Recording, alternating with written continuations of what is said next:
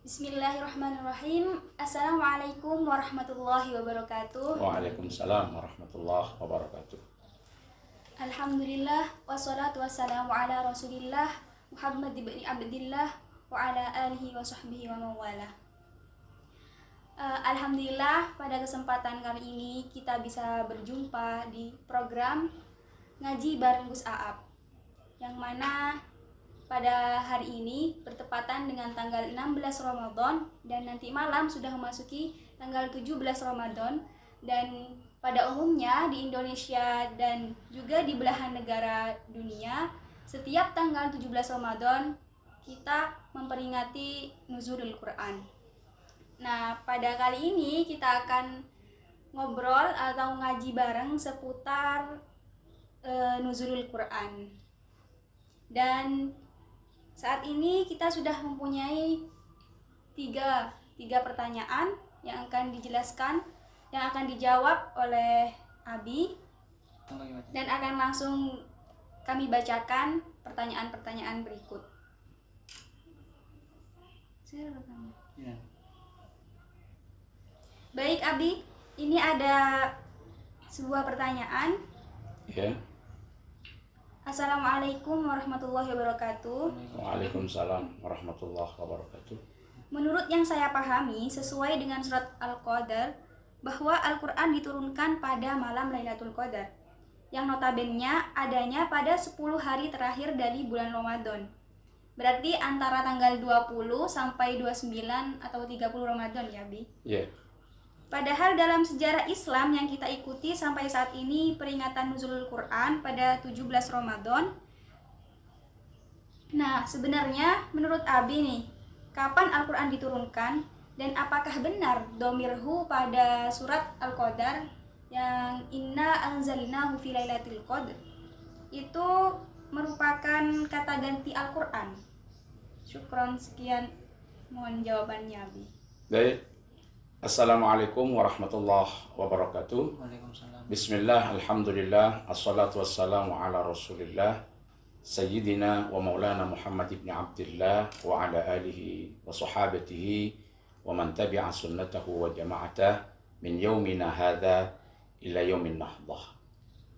Kalau kita berbicara tentang nuzulul Quran, paling tidak ada 3 ayat Al-Quran yang berbicara tentang nuzulul Quran. Yang pertama, surat Al-Qadar ayat 1. Tolong dibacakan.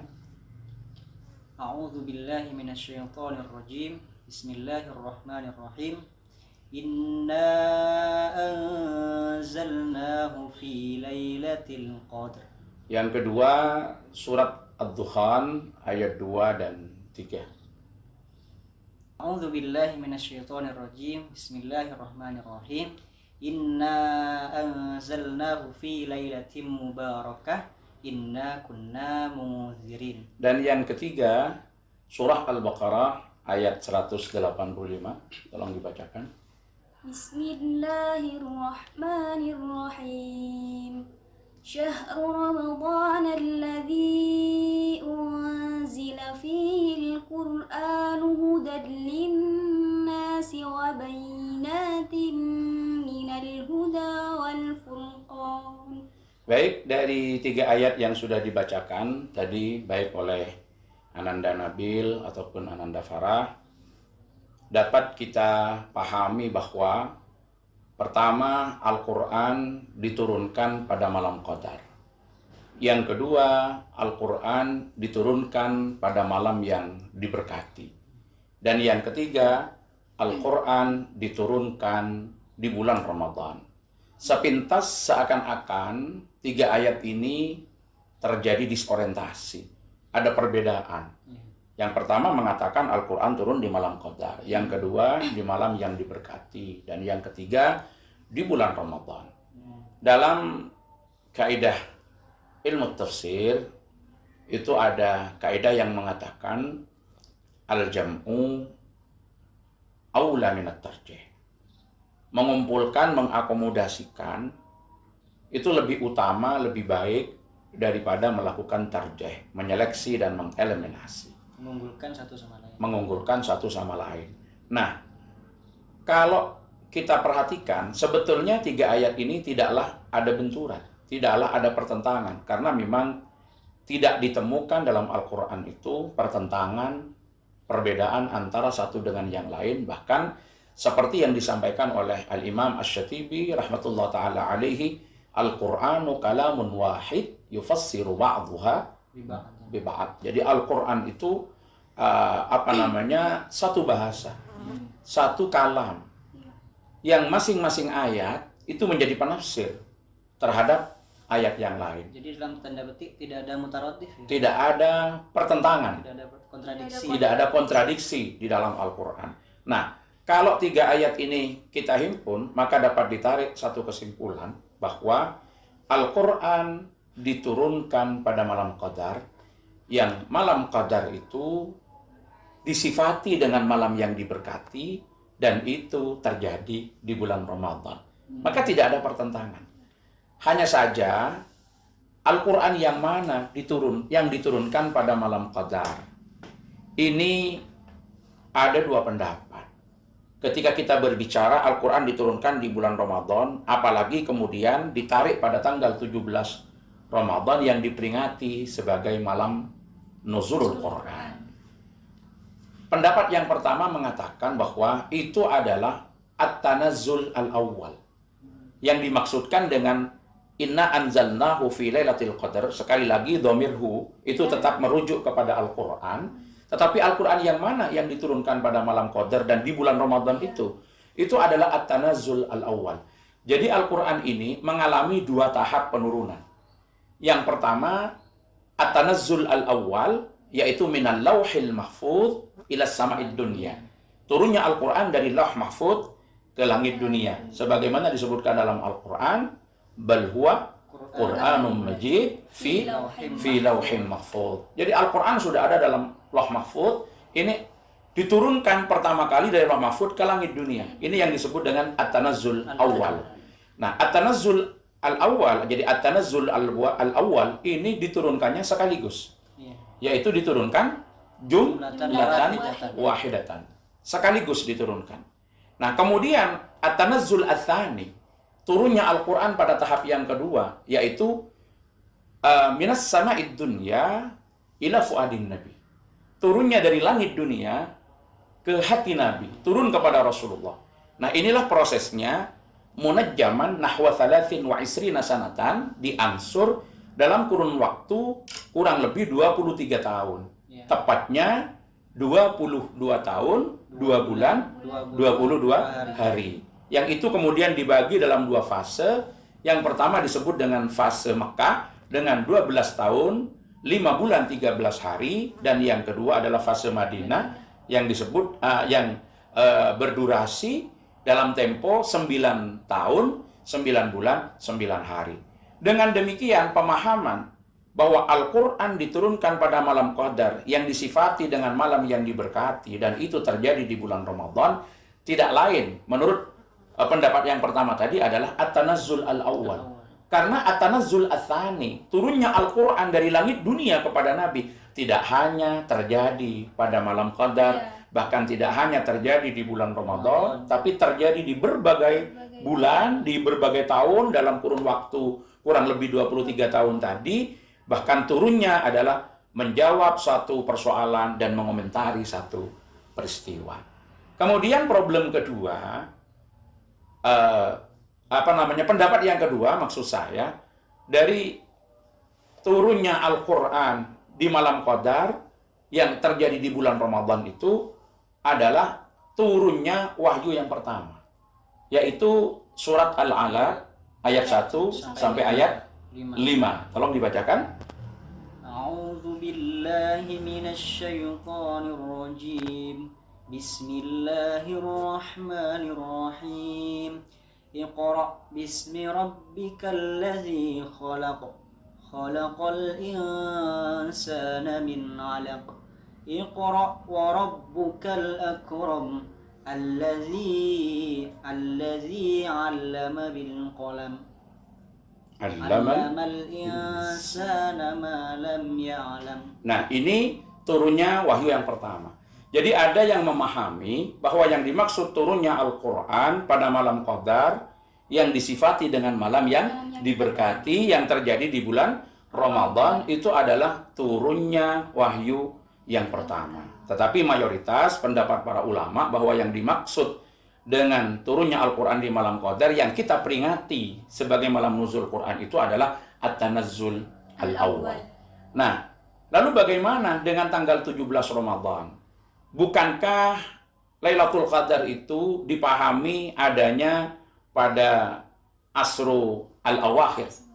Nah, kalau kita berbicara tentang terjadinya Lailatul Qadar, itu terdapat perbedaan pendapat di kalangan para ulama. Kalau kita tarik dari sekian pendapat yang ada, bahwa Lailatul Qadar itu bisa terjadi di setiap malam di bulan Ramadan. Memang menurut ulama Hanabilah, Lailatul Qadar itu munhasiratun, terbatas pada tanggal 27 bulan Ramadan. Sehingga ada kebiasaan para penganut madhab Hanabilah, jadi penganut Imam Hambali, itu memang memfokuskan pada malam 27 untuk mengintai dan menunggu Lailatul Qadar. Menurut ulama Syafi'iyah, menurut pendapat Imam Syafi'i, Lailatul Qadar itu bisa terjadi di setiap malam di bulan Ramadan. Hanya saja, ya betul, yang paling bisa diharapkan dari malam-malam di bulan Ramadan itu adalah Asrul Awakhir, 10 hari yang terakhir di bulan Ramadan. Dan dari Asrul Awakhir itu yang paling bisa diharapkan adalah Layalil Witr, malam-malam witir. Yang ganjil. Jadi malam berapa? 20, 1, 23, 25, 27 dan 29. Dan dari malam-malam ganjil itu yang paling bisa diharapkan adalah 21 dan 23. Ini menurut ulama Syafi'iyah. Jadi tidak ada pertentangan tatkala kita katakan Al-Quran itu turun di malam Qadar, kemudian diperingati pada tanggal 17 Ramadan, karena Lailatul Qadar itu memungkinkan untuk terjadi pada setiap malam di bulan Ramadan. Walaupun kita berharapnya itu berada pada Asrul Awakhir.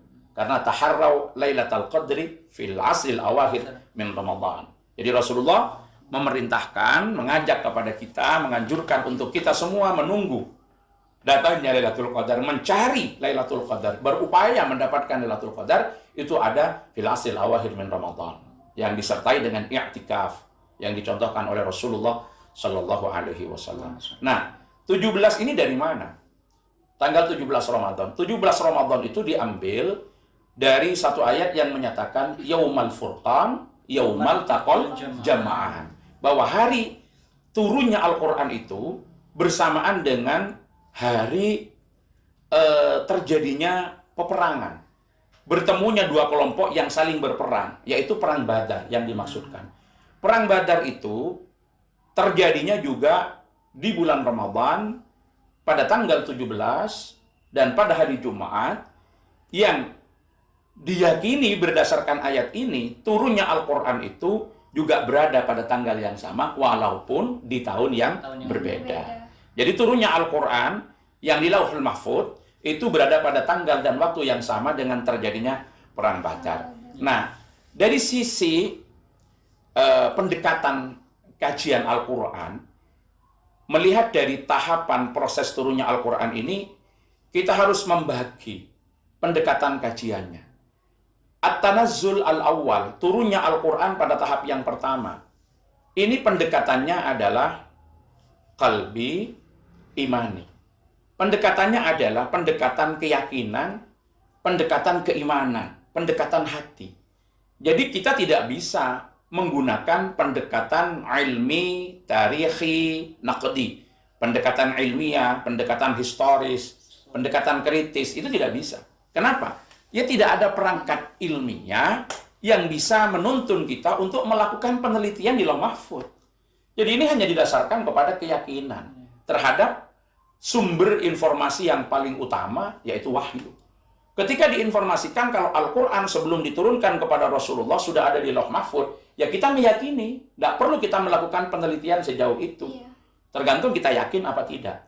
Beda dengan At-Tanazzul Ats-Tsani. turunnya Al-Quran tahap kedua. Turunnya Al-Quran tahap kedua ini bisa kita gunakan pendekatan ilmi, tarikhi, dan naqdi.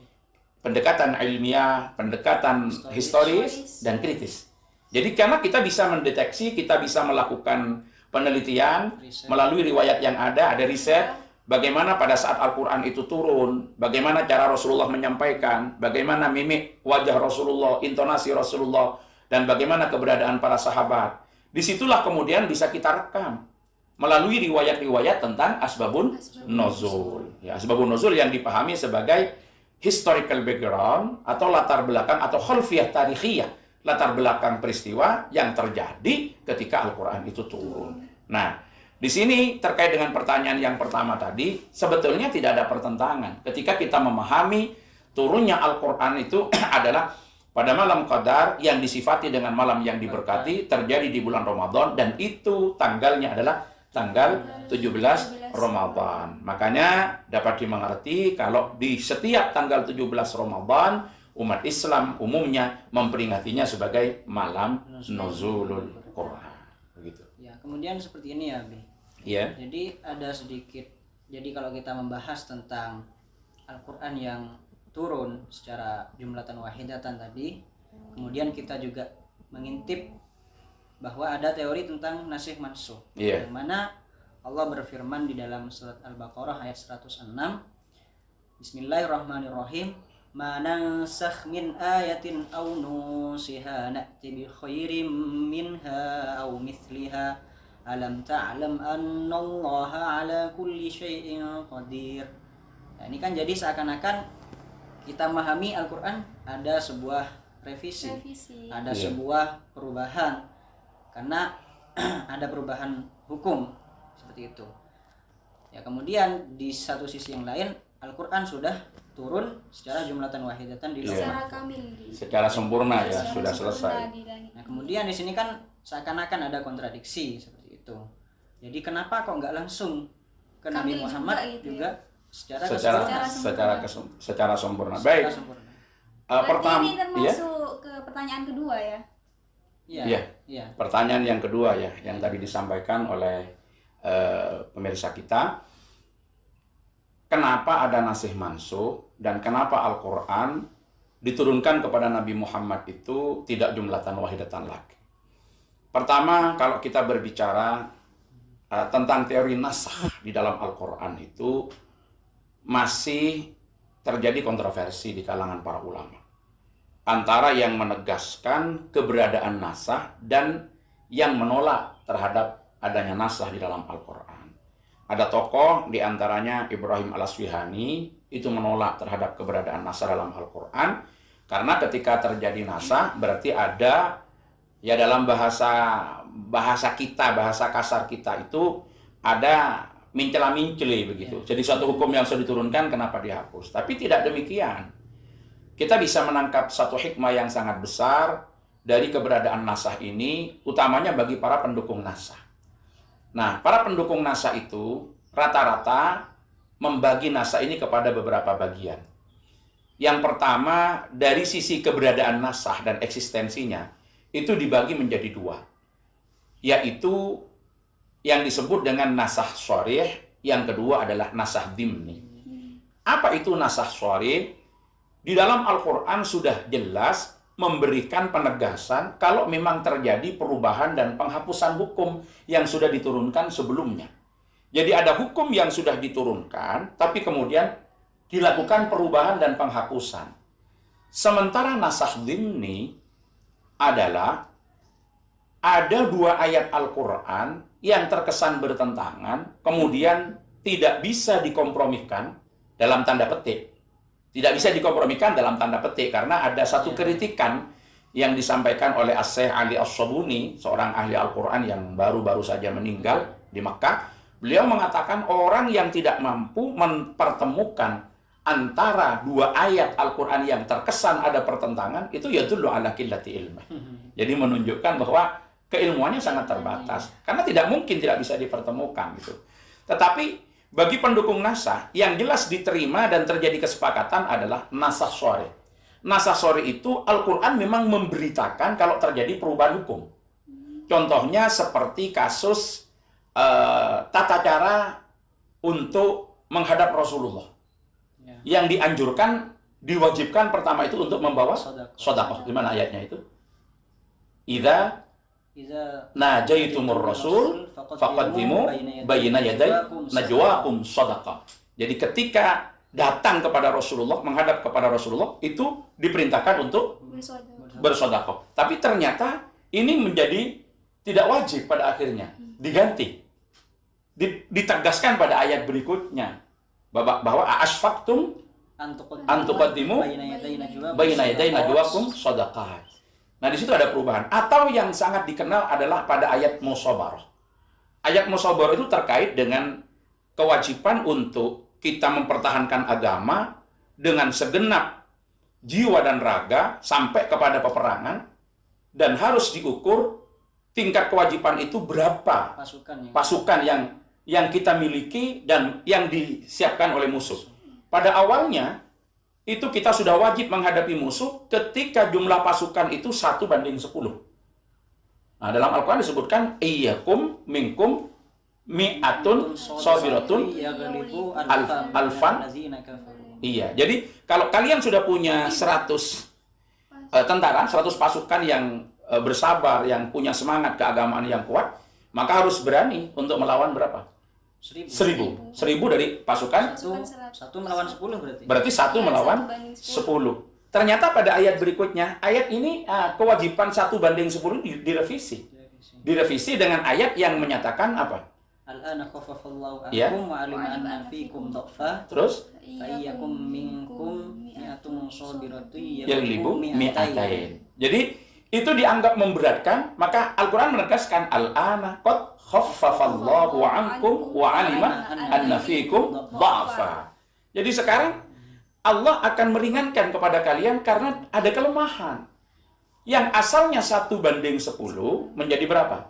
1:2. 100 lah. Ini memang ayat berikutnya secara tegas menunjukkan bahwa terjadi perubahan. Ini yang disebut dengan nasakh sharih. Jadi kalau dalam wa alimana fikum dha'fa itu kan berarti Al-Qur'an juga mempedulikan kondisi biologis saat itu ya. Betul. Ya. Jadi hikmah dari adanya nasakh itu tidak lain adalah pertama bahwa di dalam penerapan hukum itu juga ada musajaratul hawadis wal waqa'i'. Jadi bahwa hukum yang akan diterapkan itu tidak bisa secara serta-merta melepaskan aspek-aspek yang menjadi pertimbangan dalam konteks sosiologi hukum. Apakah ini pas, mampu, bisa jadi ini cocok dalam satu kondisi tapi tidak cocok. Artinya kurang tepat pada kondisi yang lain. Tapi bisa jadi suatu saat akan cocok lagi sehingga bisa digunakan lagi. Makanya makna nasa itu beda-beda dari para ulama. Ada yang mengatakan makna nasa itu adalah al-izalah, jadi menghilangkan. Tetapi ada yang mengatakan bahwa nasa itu tidak bermakna menghilangkan, tetapi penundaan. Ya, penundaan, dan ada yang mengartikan penggantian daripada nasah itu. Nah, salah satu hikmah yang lain, kalau memang ketentuan hukum itu terjadi perubahan dan Al-Quran pernah diturunkan secara sempurna, kenapa masih ada nasah? Nah, bukankah nasah itu juga terbagi? Terbagi kepada nashul hukmi wa baqa'ur rasmi. Jadi hukumnya itu dirubah, tapi tulisannya masih ada. Teksnya masih ada. Teksnya masih tetap seperti yang kita contohkan tadi pada ayat musabarah dan ayat tentang etika di dalam bertemu dengan Rasulullah. Nah, di situ kan masuk pada kategori nashul hukmi wa baqa'ur rasmi.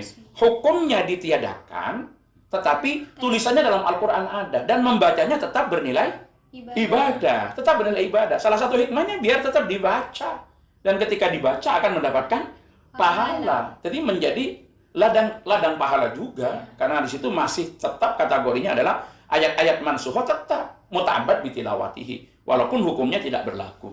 Nah, adapun kemudian ketika kita dihadapkan kepada salah satu dari pembagian nasa itu yang disebut dengan nashur rasmi wa baqa'ul hukmi, itu kan memang sudah tidak masuk.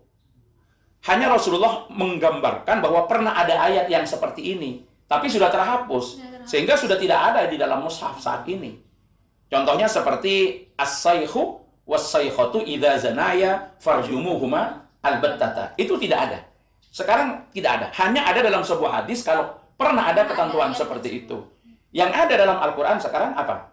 Az-zani waz-zaniyatu fajlidu kulla wahidin minhuma mi'ata jaldah.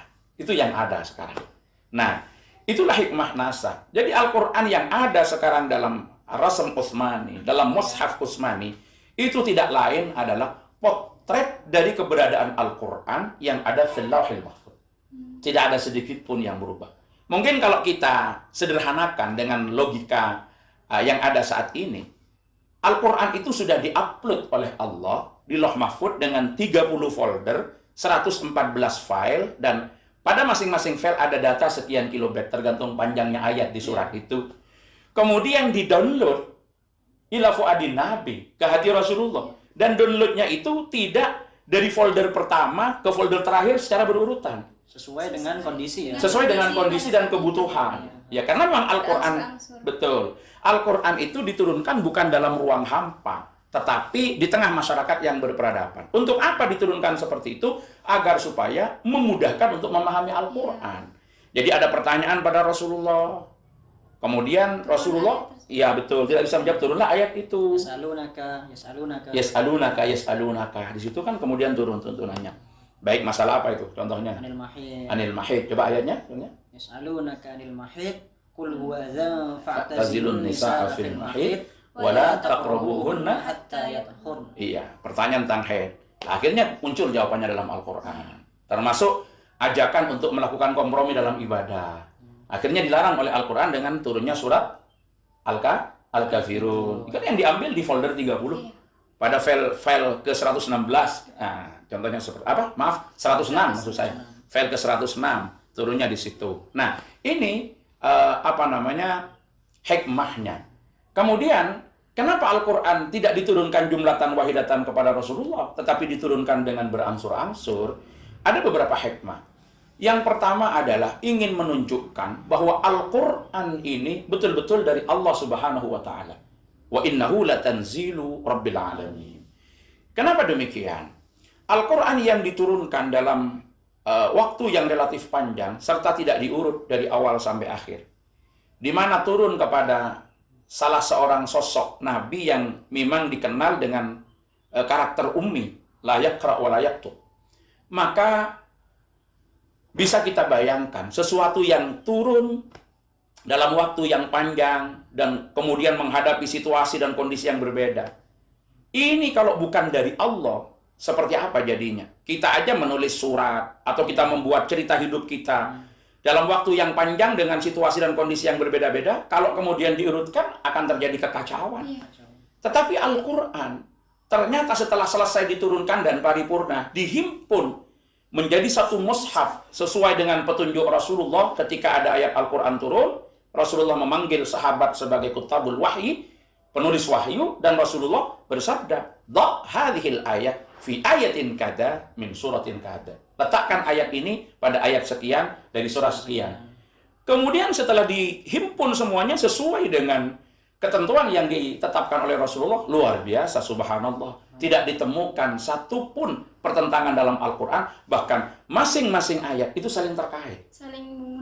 Saling bermunasabah. Jadi ada hubungan antara ayat Al-Quran. Sebagaimana kita tahu, surat Al-Waqi'ah itu tidak beriringan turunnya dengan surat Al-Hadid.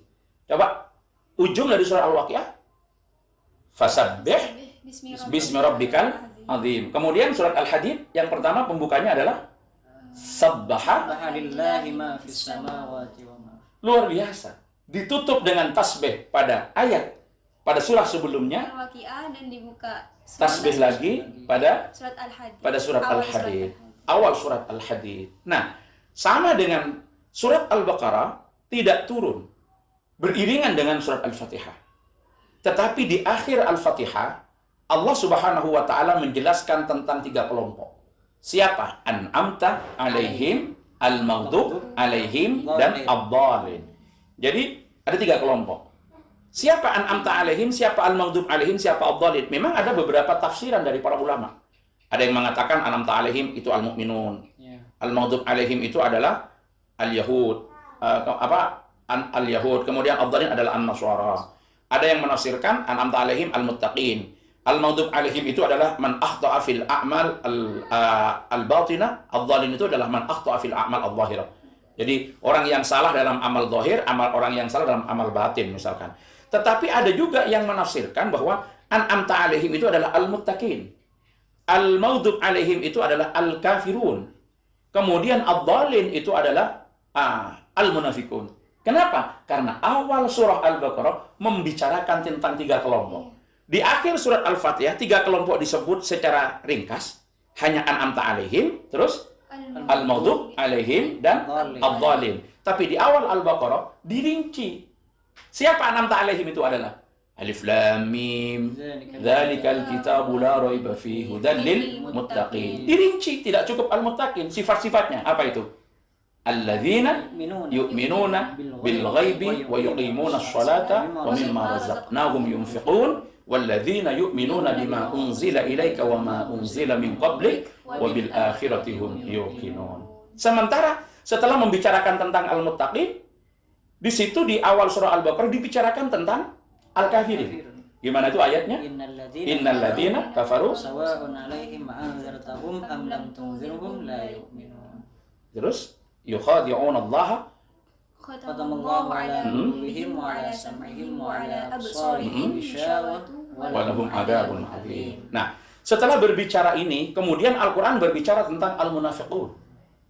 Bagaimana ayatnya? Wa minan nasi may yaqulu amanna billahi yaumil akhir wa ma hum bimu'minin yukhadi'una Allah walladzina amanu wa ma yakhda'una illa anfusahum wa ma yash'urun. Jadi 3 kelompok ini dirinci di awal surah Al-Baqarah yang disebutkan secara global di mana? Akhir surat Al-Fatihah. Akhir surat Al-Fatihah. Nah, itu hikmahnya. Kemudian yang kedua, hikmah yang dapat ditangkap dari turunnya Al-Quran secara berangsur-angsur ini adalah memudahkan taisiru hifdhihi wa fahmihi, memudahkan memahami dan menghafal Al-Quran. Kenapa? Karena karakter masyarakat ummi yang la yaqra wa la yaktub, tidak bisa membaca dan tidak bisa menulis, itu kan ya'tamidu ala quwwati dzakiratihi wa hafidhatihi, akan bertumpu pada kekuatan menghafal. Jadi kalau sekaligus susah menghafalnya. Susah menghafalnya. Makanya menghafal itu yang paling ideal bagaimana? Bertahap. Sedikit demi sedikit. Farah menghafal Al-Quran sampai perlu waktu berapa lama? Waktu itu cukup lama. Nabil menghafal Al-Quran juga tidak sebentar, artinya masih memerlukan waktu yang relatif panjang untuk bisa menghafal Al-Quran dengan baik. Kalau turun sekaligus, itu pasti akan kacau, mengalami kesulitan untuk menghafal Al-Quran. Kemudian yang ketiga, hikmahnya adalah tathbitu fuadin nabi amama adzal musyrikin. Meneguhkan, menguatkan terhadap hati Rasulullah ketika menghadapi kecaman, hinaan, perlakuan kasar dari orang-orang musyrik yang tidak suka terhadap dakwah Rasulullah. Nah, tatkala Rasulullah menghadapi kondisi psikologis yang tidak nyaman, turunlah Al-Quran sebagai hiburan pada Rasulullah. Ada tasliyah, jadi ada takziah. Artinya semangat lagi Rasulullah, terhibur lagi, semangat lagi. Ada spirit baru yang ada pada Rasulullah. Kalau Al-Quran turun sekaligus, senang sekaligus, tapi terus setelah itu tidak ada lagi. Tidak ada lagi, dicecar dengan berbagai macam peristiwa yang tidak nyaman. Sedangkan ini cemohan terus datang. Betul, cemohan terus datang, problem terus datang. Termasuk hikmah yang tidak kalah pentingnya di sini adalah musayaratul hawadis wal waqa'i wa tadarruj fit tasyri'. Jadi mengikuti terhadap perkembangan situasi dan kondisi dan melakukan pentahapan dalam pensyariatan hukum. Jadi ketika hukum akan diterapkan harus dilihat dulu kesiapan masyarakat. Sama dengan kasus khomer. Ya, pertama khomer itu tidak langsung haram. Ya. Jadi overview dulu. Kalau di khomer itu ada manfaat, ada mudarat. Gimana dalam Al-Quran? Yas'alunaka 'anil khamri wal maisir qul fihima itsmun kabirun wa manafi'u lin-nas wa itsmuhuma akbaru min naf'ihima. Jadi mereka bertanya kepada engkau Muhammad tentang khamr dan maisir. Jawablah, katakan. Qul fihima itsmun kabiru wa manafi'u lin-nas. Jadi di dalam khamr itu ada ism, ada manafi'. Ada mudarat, ada manfaat. Manfaatnya apa? Bisa dibuat perdagangan, menghasilkan untung. Tapi mudaratnya merusak terhadap pikiran. Nah, orang mulai berpikir tentang khamr, tapi belum langsung dilarang. Baru kemudian turun lagi ayat la taqrabus sholata wa antum sukara hatta ta'lamu ma taqulun. Jadi jangan sekali-kali engkau sholat kalau engkau dalam keadaan mabuk, sehingga engkau betul-betul mengerti apa yang kau katakan, makna dari apa yang kau katakan. Nah, di sini wa antum sukara hatta taqulu hatta ta'lamu ma taqulun.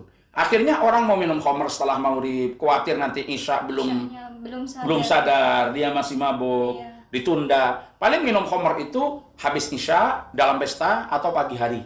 Karena agak panjang waktunya ke zuhur. Nah, setelah kesiapan itu mulai ada, baru secara tegas Al-Quran menyatakan innamal khamru wal maisiru wal ansabu wal azlamu rijzum min amali syaitan fajtanibuhu la'allakum tuflihun. Baru kemudian khamr itu diharamkan. Nah, ini hikmah-hikmah diturunkannya Al-Quran secara berangsur-angsur. Jadi dengan demikian, memperingati nuzulul Quran itu tidak lain adalah memperingati turunnya Al-Quran pada tahap yang pertama, yaitu dari Loh Mahfud ke langit dunia, atau memperingati turunnya wahyu pertama, yang itu memang terjadinya di bulan Ramadan, yang juga bertepatan dengan apa? Lailatul Qadar, yang disifati dengan malam yang diberkati. Ya, saya kira itu. Baik, ini juga ada yang bertanya, Bi. Ya. Amalan untuk bisa mendapatkan keutamaan, untuk bisa mendapatkan barokah lebih banyak di nuzulul Quran, apa kira-kira yang bisa diamalkan? Ya, peringatan hari-hari bersejarah di dalam Islam itu sebetulnya adalah refleksi bagaimana kita berada pada situasi diturunkannya itu agar supaya memantapkan terhadap fungsi dan tujuan daripada peristiwa itu terjadi. Jadi kita memperingati nuzulul Quran itu sebetulnya tidak dengan cara melakukan ritual-ritual tertentu, tetapi menggugah semangat kita bagaimana kita memperlakukan Al-Quran itu sesuai haknya secara proporsional dan tepat. Karena Al-Quran turun kepada kita ini sebagai hidayah. Bagaimana memperlakukan Al-Quran dengan baik? Bacalah lafadznya dengan baik dan benar, sesuai qawaidut tilawah. Kemudian pahami maknanya dan amalkan isinya. Karena hanya dengan cara ini kita mampu memposisikan Al-Quran sebagai hidayah. Jadi ketika Al-Quran tidak dibaca dengan baik, bagaimana mungkin kita bisa memahami lafadznya? Kalau tidak kita pahami dan tidak kita kaji dengan perangkat metodologis, dengan perangkat keilmuan yang memadai, bagaimana kita bisa mendapatkan mutiara dan hikmah yang ada di balik ayat-ayat Al-Quran untuk kita jadikan pedoman dalam kehidupan sehari-hari? Maka apa yang harus kita lakukan? Yaitu bersemangat untuk kita memperlakukan Al-Quran sebagaimana yang telah dituntut, diajarkan oleh baginda Rasulullah Shallallahu Alaihi Wasallam. Seperti itu. Iya.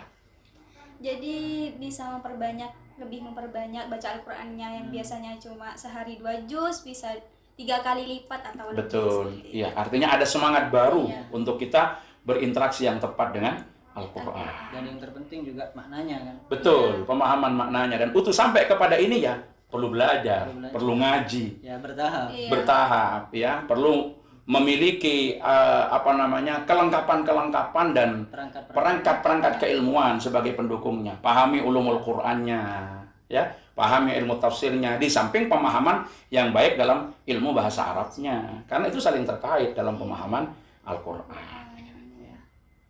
Ya, mungkin cukup. Ya, alhamdulillah sudah terjawab dengan rinci, dengan jelas. Mungkin cukup sampai di sini dulu obrolan kita ya, Bi. Iya. Bisa kita lanjutkan di pertemuan selanjutnya. Mungkin dari kalian ada yang merekomendasikan buat kita untuk membahas apa tema selanjutnya di pertanyaan. Iya, pertanyaan silahkan komen langsung di bawah. Ya, bisa diajukan pertanyaan yang kemudian itu kita jadikan sebagai tema pembahasan ya. Selanjutnya.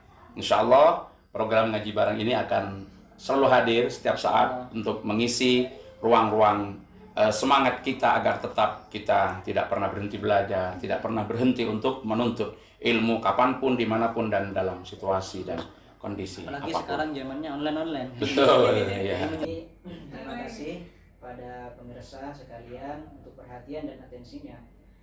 Kami kira cukup karena pertanyaan sudah jelas dijawab dengan rinci. Wallahul muwaffiq ila aqwamit thoriq wal afwu minkum. Wassalamualaikum warahmatullahi wabarakatuh.